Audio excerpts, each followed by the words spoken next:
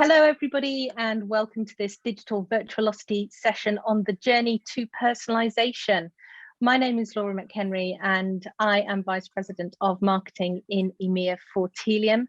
And I am delighted to be joined today by Richard Barker, who is Partnerships Manager for South Western Rail, who are part of the First Group and MTR, and also Mr. David Keynes, who is Vice President of Product in EMEA for Acxiom, who are a Premier Strategic Partner of Tealium. Thank you both so much for joining me today. Thank you, Laura. Pleasure. So a bit of full disclosure for our audience, this session is going to be slightly different to the other ones you hear today. You're going to hear from a lot of our customers who have been on a journey with Tealium already and want to share results and want to share the journey they've taken. This session is slightly different because, full disclosure, SWR are right at the beginning of their journey with Tealium. They are still in the deployment phase. However, the decisions they made and the reasoning behind their digital transformation strategy are so compelling and so relevant, I think, to a lot of industries and brands out there. We really wanted to get this story out there and make it available to everybody. So a slightly different session, but one we think is extremely valuable to anybody thinking about embarking on a journey like this. So that leads us very nicely into our first question, really, Richard, which has to go to you, which is why have we launched into this journey? What's the state of the business from your perspective at the moment, and why have you driven down this road? Yeah, hello everyone. So the last 12 months, I think, talking from a railway perspective, I think we've seen significant declines in revenue and passenger numbers, but we're beginning to see light at the end of the tunnel. Analysis suggests initially we're going to see a bounce. This is for us. Leisure travel first, then followed by commuters, then a more gentle increase in business travellers coming back to our activity. And with that in mind, our focus for 21-22 is threefold, really. Number one, to increase confidence in our services. So you'll start seeing, if you live in the region, in our region, reassurance campaigns. They're going to start, fairly soon.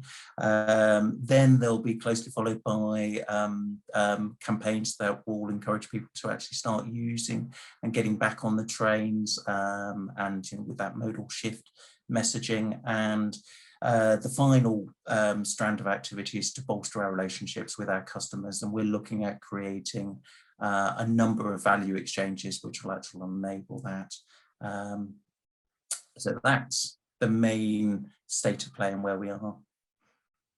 And what were the biggest issues? Because I mean, the timing seems very brave. I think it would be easy for a lot of people to just be consumed by the fact that, passenger numbers have fallen off and to just sort of sit around panicking generally. But you've launched into what's quite an ambitious digital transformation strategy. So what were the key issues that you're hoping this is going to solve for you as a business? Yeah, so once again, everything comes in threes. Big areas for us were well, the last 12 months has actually enabled us to actually look at our business, see where see where we can actually improve things. And number one is we're looking to actually increase our digital sales. The other is we're actually aware that our data sits in multiple silos at the moment. So our RM activity is within our single customer view. We have the digital teams who actually obviously own the digital and social activity, in the web. And then we have a number of agencies that actually have the measurement and the analytical capabilities. And we actually want to actually consolidate that into a true view. And then the real elephant in the room is the loss of the third-party cookie and the impact that's actually going to have on our reach, measurement, and insight activity, particularly in digital or programmatic and social. Really could lead us to being blind or with our return on investment and decisioning. So those were the three main areas that we were looking to improve. And David, what were your thoughts on this and these issues that SWR are trying to overcome, and the timing of making this decision? Yeah, thanks, Laura, and hi everyone. I'm going to try to avoid the kind of journey, travel, and end of tunnel analogies. I'm sure they're going to come up. You can play bingo with that, maybe. But in some ways, it's I don't know whether a perfect storm is a right phrase to use, of a combination of factors coming in that we see across many of our clients. You've got the disruption from the pandemic, which has affected businesses in all sorts of fundamental ways. On top of that, you've also got disruptions in how data can be used, not only from GDPR, which is still continuing to have an impact on how businesses work, as businesses navigate what the landscape means to be compliant with the GDPR, but also changes that technology vendors are making, such as Google and Apple. It's only in the past kind of few weeks that Apple's iOS update has been rolling out, which changes the consent model for IDFA inside of the iOS kind of ecosystem. But you've also got changes that Richard referred to from Google with how third-party cookies would be managed. And then on top of that, especially in the travel industry, like with partners such as SWR, you've got the disintermediation that has been really prevalent in that industry, and the direct relationship between the consumer and the provider of the travel service is an area of great opportunity for clients to really get to know their customers better and to manage those services. So I think all of those points have come together in the past year to provide a basis for digital transformation for clients. Yeah, 100% agree. And Richard, if we think about the issues that you outlined there, increasing digital sales, removing these siloed chunks of data within your business, the ability to then target and measure your digital activity more effectively, and I suppose what it can be encapsulated as own your own data. What are the goals you're hoping to see off the back of this in sort of tangible, real world terms? Yeah, so so owning our own data is that was one of the conclusions that we actually came with almost 12 months ago.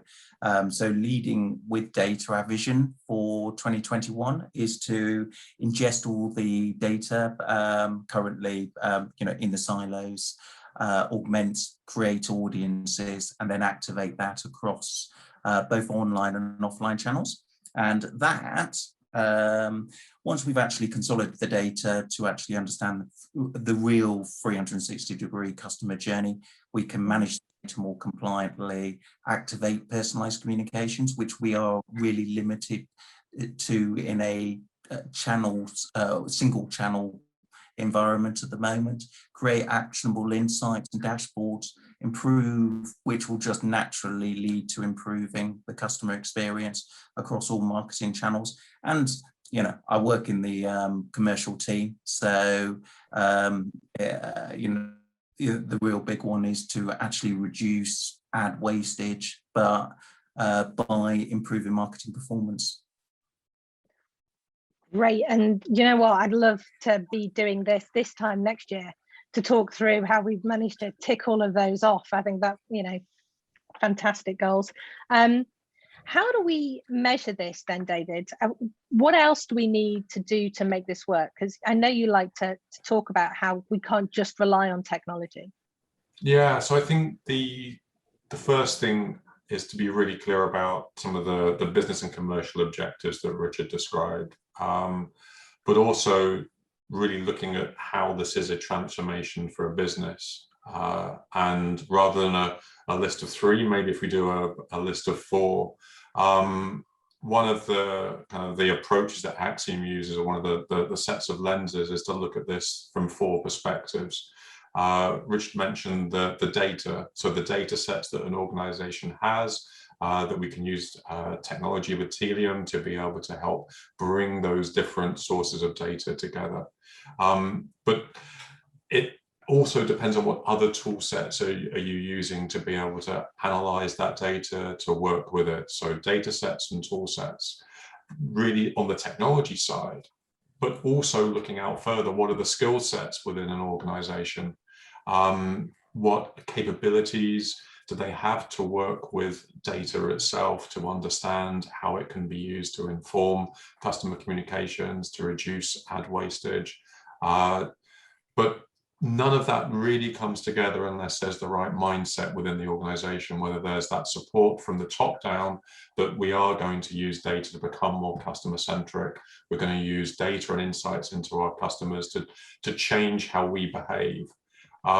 There's a client that Acxiom has worked with, which has done some really great stuff in terms of using that data to change their creative process. You have an assumption of who your customer is, maybe from some market research, but then when you actually look at what happens in reality, that can give you a real different perspective on who's engaging and how are they engaging with your brand, how are they transacting, what are they buying, and for what reasons. And that can then shift your brand positioning. So kind of really closing that loop round into creative and strategy, and not just as a tactical measurement of a particular campaign. So I think that's how you then get the transformation to happen wider across the organization, rather than just looking at it kind of campaign by campaign or tactic by tactic. So that's interesting. So we're thinking about how these units work more smoothly and seamlessly within the organization. But if you think, you know, we've already got 3 of us here together talking about this relationship between Acxiom, Tealium and SWR. And I know that there are other parties as well, that there's a media agency. So David, tell us how this all works together as a unit, because I imagine from the outside, this just looks like possibly a recipe for massive confusion. Well, it can be very complex. And I think that's important for businesses to recognize that there's often not a perfect magic bullet solution, that it really comes down to collaboration from the brand itself and technology providers and other professional services providers coming in. So specialisms, as you mentioned, in the media space or advertising, targeting, creative, who's doing the media buying, who's doing the technology execution, and then what is that, what's the strategy and direction coming from the brand itself. So I think the first thing to do is work out how that collaboration is going to work. You've got your measures in place, you know where you're going strategically, but what's the practical aspect of that collaboration? Who's going to lead on what areas, and how is that team constructed? I think within Acxiom, we're a great believer in those multidisciplinary teams and bringing those groups together across those different parties. So in the same way that we break down the barriers and silos of data, I think a great thing with working with an external partner is being able to break down some of those barriers inside the organization as well. It's amazing how often you still talk with a client and the digital advertisers don't talk with the CRM marketing people who do the direct marketing. And they might have a very distant relationship with the people doing the market research in the organization. And they're all engaging with the same customers, and they've all got the same overall kind of business success goals. And I think sometimes having an external partner to work with can help kind of cross those boundaries, because we maybe have permission to engage in a different way. So collaboration is key. Having those metrics as your North Star is key. Being able to navigate across your organization. I think it's also really important to make appropriate choices for where your business is at from a technology perspective and how you start to use that technology. So I think SWR has been really great in defining some use cases that enable you to get going quickly, and incrementally you build out rather than trying to solve everything at once. Having those real specific things to work on, I think, is a fantastic strategy to have. Yeah, definitely. Richard, did you want to add something? Yeah, just to add that. So obviously during the current period, everything is done via Zoom or Teams meetings, so that adds an additional complexity. So one of the criteria that we actually looked at for the tech provider and the analytical support and the strategy that Acxiom bring was the actual culture fit of Tealium and Acxiom, because you're absolutely correct. You can have the best-in-class technology, which Tealium will bring, and the super analytical brains that Acxiom bring. But if they don't like each other, or there isn't a fit between, it isn't going to work. And that was actually on the scorecard. That was one of the key criteria of why we decided to go with both of you as partners, that collaboration and the feel that it would be a collaborative partnership, that we can actually get this done and up and running in difficult non-face meeting times. Which, brings us on to talk. We'd be kidding people if we said that, we expect these processes to run completely smoothly, to be completely seamless. We must be ready for some challenges. As it's going, just in case my big boss is, it's seamless, everyone. Seamless. Well, let's just talk theoretically then. Let's just talk theoretically. Hypothetically, what challenges might we anticipate during this process, and what might we do to mitigate them? Obviously, this doesn't directly relate to SWR in any way, shape, or form. Yeah. Shall I go first? Go ahead, yeah, Richard. you go first, Richard. Yeah, shall I? So, all the way through the process, from selection to targeting to actual implementation, what we're going at the moment, there's two key things. Number one, it's actually what we've tried to do is identify some user cases and almost align a golden thread that would take through you on the whole journey, and have that consistent messaging, both internally within SWR, because David's absolutely right. We have a campaign team, a digital team, CRM team, market research, and they all contribute to campaigns that go out of the door. So they will understand what the user cases are, and then we can actually align those user cases with Acxiom from the analytical and the audience creation and the targeting and the data ingestion. So everyone actually understands what we're actually trying to achieve, and you keep that message as simple and consistent throughout the whole journey. So that would be the key way. And so everyone's on script the whole time. Yeah, that internal buying, that education piece. David, anything to add there from you? Yeah, I think one of the key things to recognize is, so I've worked in this space of data and technology for marketing advertising for about 20 years now, and that feels like a long time. Maybe not always feels like 20 years, but one of the things that's kept me in that space is that marketers and advertisers are one of the most challenging groups of users to work with when it comes to supporting them with technology. There's this kind of, what's the next channel, what's the next campaign strategy? They're very creative, they're very easily distracted, and it's a very different IT space to maybe, I don't know, deploying a payroll system or a stock management system, where things can be the same for decades. I'm probably kind of dismissing some of the complexities that I'm sure those parts of the IT industry have, but that whole use of data technology for marketing advertising, I find really interesting and exciting, and very human as well. And I think one of the key challenges that we have to understand is that this makes these as IT projects sometimes quite different and quite subject to change. So how we manage that change for these technology solutions, which bring together, on the one side, kind of an IT organization within a client, and on the other side, the marketers, the advertisers, the people are dealing with the customer interactions. I think recognizing that that is a particularly special kind of IT project, I think, is sometimes where our clients maybe miss a trick. It sometimes gets treated as something which is the same as rolling out the next version of Office. And I think it's a bit different from that. So that would be my kind of recommendation for avoiding, or a pitfall that clients might have, is not treating these as necessarily the same as a traditional IT software rollout project. And that's great advice.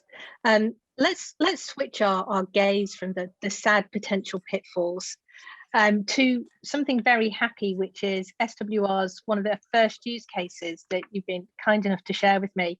I know this sits as part of a far larger digital campaign, Richard, but if you could talk the audience today through this Wi-Fi activation campaign and what the overview of that is and what you're hoping to achieve, I think it would be a really interesting angle for people to understand what starts to happen when you start to remove these silos and pull all this data together. Yeah, so we have a new Wi-Fi system that we've implemented on the trains, and it's going to be on the stations too, and so very exciting. So people are actually logging in, but the vast majority of those people. So we know that there's circa, or historically, there's been circa 2 million people that have actually logged in, registered for Wi-Fi usage, but the vast majority of them haven't actually bought a ticket online. So the real opportunities are drive online sales, start personalizing those communications. So with Acxiom, start mining into the data of those Wi-Fi users to actually create sub-segments. We're going to be boiling the ocean to start individual communications, but that should lead to improvements in marketing efficiency, which should lead to really enabling us to actually understand and optimizing that direct, relevant conversation with our customers to hopefully increase the number of bookings people actually take with us directly. And I know, David, you've got strong thoughts on this about the issue of personalization versus relevance and how those two work together. Yeah, and I think so sometimes the word personalization gets pushed right down to that individual level, kind of personal identifiable information based way of working, and sometimes even just trivialized as putting a name on an email. So dear David rather than dear customer. That's sometimes where personalization gets pushed. But I think the key thing here is about making sure that a brand's communications are relevant to the customer in that moment, where they're at in their journey, where they're at in what that experience is for that consumer. How long have they been traveling that route? How often have they already bought tickets online or not? So it's finding that balance between how do you personalize, how do you be relevant, but also how do you respect the privacy of the individual too, and how do you make sure that the brand recognizes who the individual is. I'm sure we've all had those experiences where we've engaged with a brand and it's almost been like they've forgotten that we exist 3 minutes later. If the contact center doesn't know the transactions that you've done, or I had one with an insurance company a few months back, where it's that whole thing of if you call them back and you have to go over the same information again and again and again, it's such a disappointing customer experience. At the other end of the scale, I'm sure we've all had those experiences where we've done a search online for a product, and then 3 seconds later, our social media feed is full of it. And that just feels a little bit, maybe creepy is the right word, I'm not sure. So I think how brands find that balance between personalization and relevance and respecting privacy, but also making sure that they are living up to the expectations the consumer has, I think is really important. And again, no one size fits all. It's got to be really about where that brand is coming from, the experience they want to give to their consumers. I think it's great working with SWR and with Richard and the team there, because they've really got this goal of being relevant to the consumer in the moment of their journey as they travel. I can't believe we're nearly out of time, but nearly out of time we are. So I just want to really quickly ask you both one final question, which is, what is the one piece of advice you would give to somebody listening today who, like you, Richard, is at, you know, the start end of this digital transformation journey? What is the one piece of advice you'd give them to really get on the road and start making these changes that will lead to incremental improvements in the customer experience?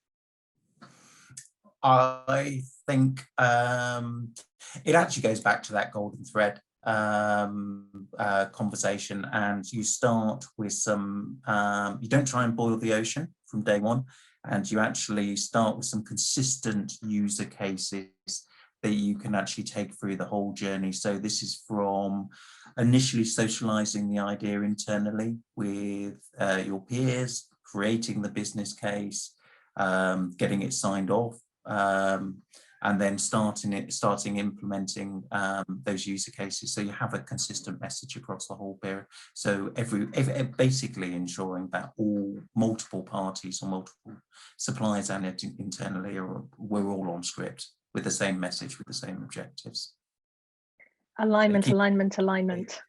Yeah, it keeps it manageable, because like a lot of these things, it can it can feel like you're herding cats at times, and if you keep it contained, you minimize that. David, how about from you? What's your golden piece of advice here to our listeners today? I want to build on what Richard said and allow that to change. So at the start of the work, you may see that golden thread going off in one direction, but as you follow that program through, you need to respond to how market conditions change. 18 months ago, who would have thought we'd be where we are now following the coronavirus pandemic? And what we've seen are businesses that have succeeded better through that are the ones that have been more agile in their approaches.